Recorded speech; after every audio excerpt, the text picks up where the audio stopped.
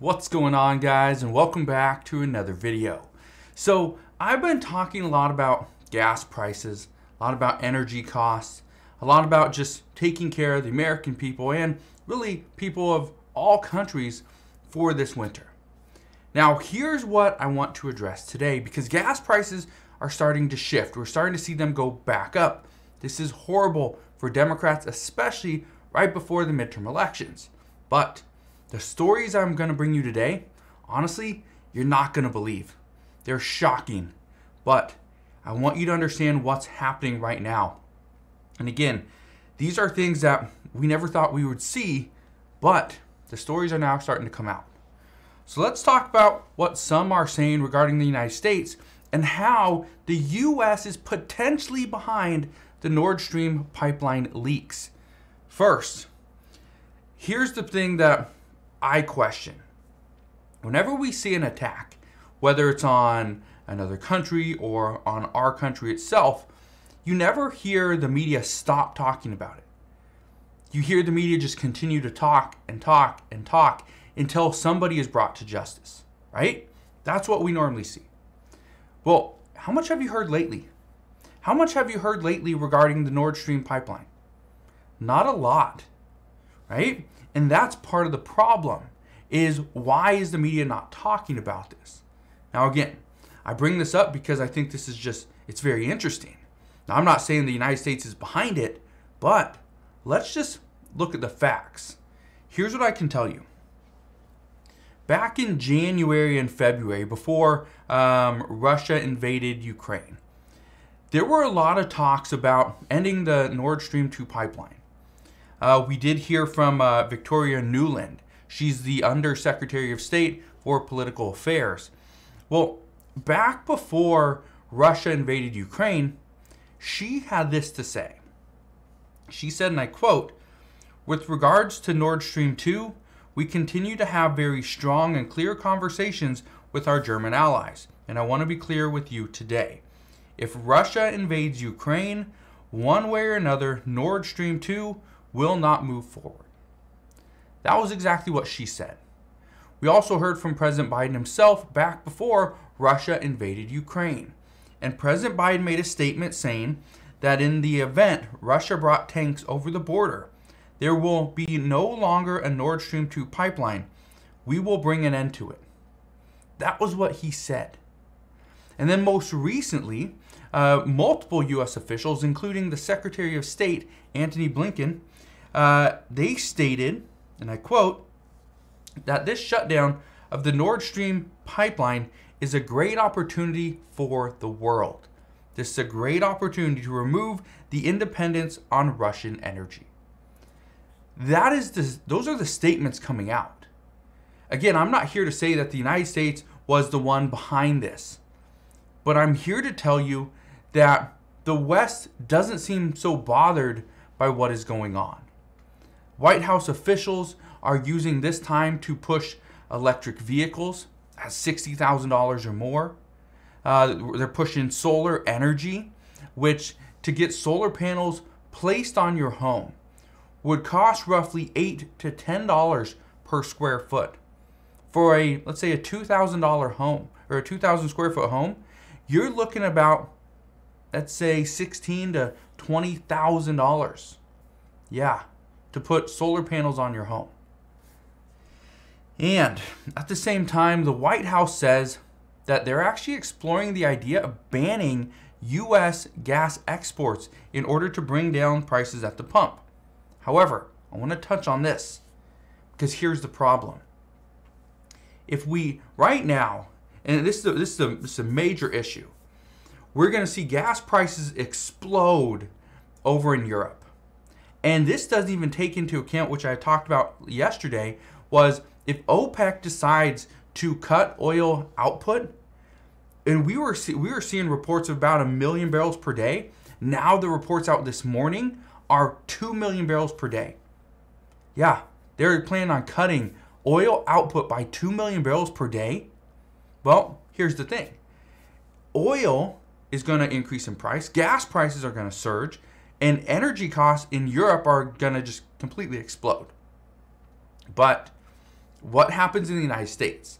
And what is the United States and what are Democrats mostly worried about? Well, in a little bit over 1 month, we have midterm elections. That's what Democrats are worried about. That's really it. And so one of the things, and again, I've been telling you this for the past month, is the last 30 days right before the election, we're going to see so many different stories. We're going to see so many different ideas. There's going to be, Republicans are going to blame Democrats. Democrats are going to blame Republicans. And it's just going to be a bloodbath, right? And you wonder why I title some of these videos SHTF, right? Before you know what hits the fan. This is kind of what we're seeing. Everything is just starting to just fall apart. It's just crumble. Well, here's what I can tell you. If the U.S. here, let's just go back a little bit. If OPEC decides to cut oil output, which is expected, and they cut it, let's say 1 million to 2 million barrels per day, that's how much oil the United States is pulling out of our strategic petroleum reserves per day, is 1 million barrels of oil per day.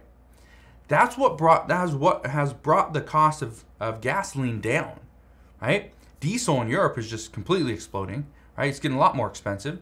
We know diesel is going to get more expensive here in the U.S. But if all these things are happening, gas prices are going back up, the United States, they're the only response right now, because we can't just keep pulling more barrels of oil out of our strategic petroleum reserve after this month, because we're already at record lows. So what's the next option? The next option, or the biggest one, is the White House is just looking over the idea of banning U.S. gas exports in order to just bring down prices. But this would be a temporary solution.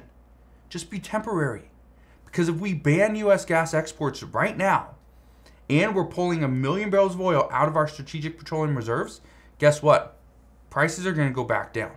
It's going to help Democrats in the upcoming midterm election. But after the midterm election, guess what? There's no more 1 million barrels of oil getting pulled out of our strategic petroleum reserve. We also are likely to reverse the ban on U.S. gas exports, especially over to Europe. That's what we're going to see. All right? Just want to be very clear on this. Okay? We're being told all these different lies.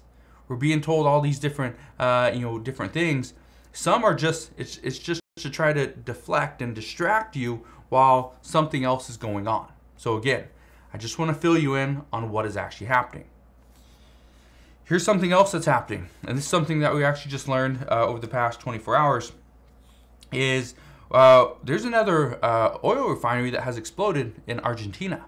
Some believe that these are all self-inflicted explosions, but what's interesting about what is happening lately is that all these attacks are not on the people of these countries. They're on energy.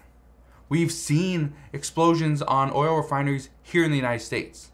We've seen them in other countries.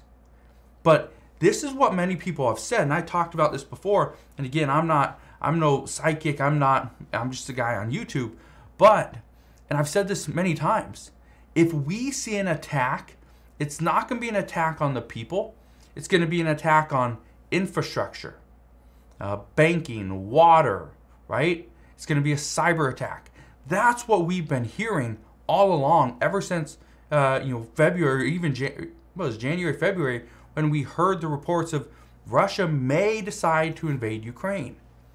And so again, these are just attacks on energy, not so on the people. Now, if you look at the news around the world, you see people in Poland, right, standing in line for hours or days in order to get coal for this winter. We see students in Europe. I saw a video on this just the other day, how European students were sitting in their classrooms wrapped in blankets because the school would not turn on the heat. We're seeing all over the world that firewood is skyrocketing in price. And here in the US, and I want to touch on this one because this is very concerning for me, I have received dozens of stories and messages and emails from community members that are saying that they will not turn on their heat during the day because if they do, they will not be able to pay their energy bill at the end of the month. And then they don't want their utilities to be shut off as a result. So get this.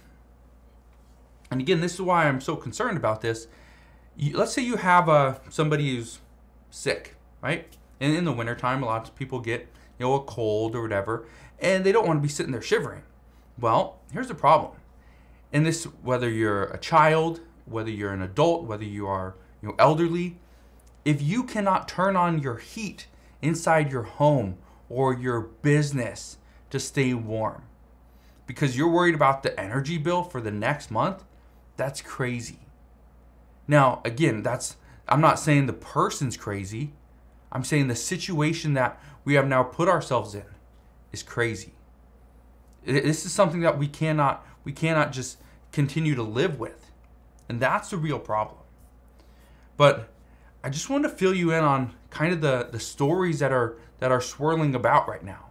That potentially the US had something to do with the Nordstream pipeline leaks. That the US and other countries, they don't care if prices in Europe increase temporarily, because in the long term they're going to get themselves away from Russian energy.